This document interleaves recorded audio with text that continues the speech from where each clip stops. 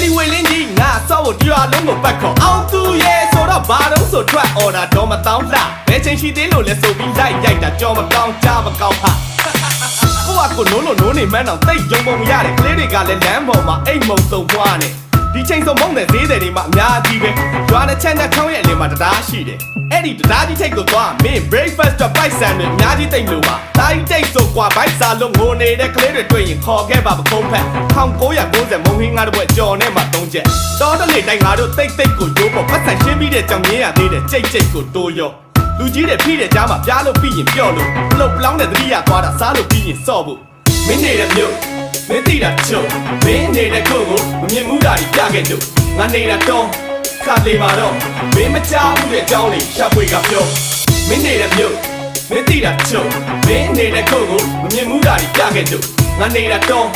ခါလေးပါတော့မင်း